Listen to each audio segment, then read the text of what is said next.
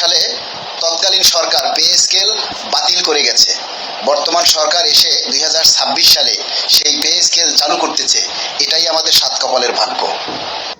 তারপরও আমরা 1 জুলাই থেকে এই পে স্কেল বাস্তবায়ন হবে। 1 জুলাই 2026 থেকে আমরা সকল সুযোগ সুবিধা ভোগ করব। বলতে পারেন আপনি এখন নবম পে স্কেলের বেতনের আওতায় চাকরি করছেন। গেজেট প্রকাশে যদি দেরিও হয় তাহলে আপনারা ওই 1 জুলাই 2026 থেকে বকেয়া সহ সকল সুযোগ সুবিধা ভোগ করবেন।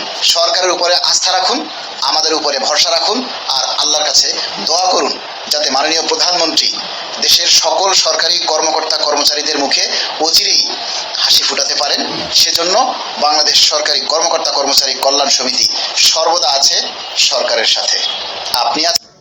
আপনারা দেখি অনেকেই অধৈর্য হয়ে গেছেন। গেজেট প্রকাশের দেরি হওয়ার কারণে আপনারা অনেকেই বিভিন্ন রকমের মন্তব্য করছেন, যেগুলি আসলে কাম্য নয়।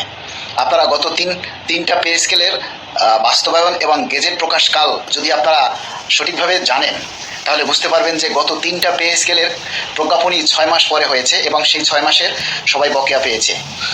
এবারের 26 সালের যে নবম পে স্কেল হতে যাচ্ছে, এখানে শতভাগ মূল বেতন একবারে বাস্তবায়ন হবে ইনশাআল্লাহ। এ ব্যাপারে আপনারা নিশ্চিত থাকেন, কারণ সরকারের উপরে আমাদের সেই আত্মবিশ্বাস আছে। আমরা সরকারি কর্মকর্তা কর্মচারী কল্যাণ সমিতি আপনাদের সেই দাবিগুলি আমরা বারংবার তুলে ধরছি সরকারের কাছে, এবং সরকারি উচ্চ পর্যায়ের সাথে আমাদের সেই দাবি পৌঁছে দেওয়ার জন্য আপনারাও সবাই সহযোগিতা করছেন।